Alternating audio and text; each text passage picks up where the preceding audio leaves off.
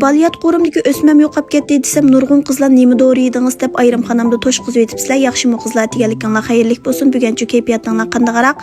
Doktorning menga bergan eng esil dorisi bo'lsa, birinchi kayfiyatingni yaxshi tut, ikkinchi qat'iy ochiqlanma, uchinchi sayohatni ko'proq qilib degan. Atdiganda sizlarga bir necha ig'iz aktiv energiyalik so'zlar deya qilay qizlar. Uzun umr ko'gin batdi desanglar, chuqum kayfiyatinglarni yaxshi qilinglar. Tinim salomat bo'lsa, sog'lom bo'lsa bo'ldi degan qizlar o'xshashlam kayfiyatinglarni yaxshi qilinglar. Qayrib ketmay chiroyli tursam bo'ladi degan qizlar o'xshashlam kayfiyatinglarni yaxshi tutinglar. Kayfiyatni yaxshi tutish bilan birga ko'z qonimizni sal kengroq qilaylik qizlar.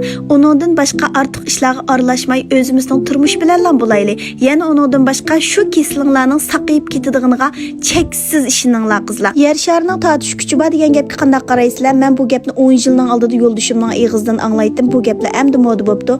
Ammo lekin haqiqatan to'g'ri gap.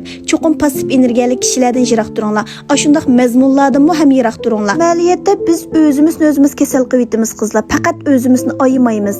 Unda bo'lsa, menga o'xshash yosh turg'unlar bo'lsa, cho'qim terasrash mahsulotlarini ishlatib ko'rib beqinglar. 34 yoshga kirdim qizlar.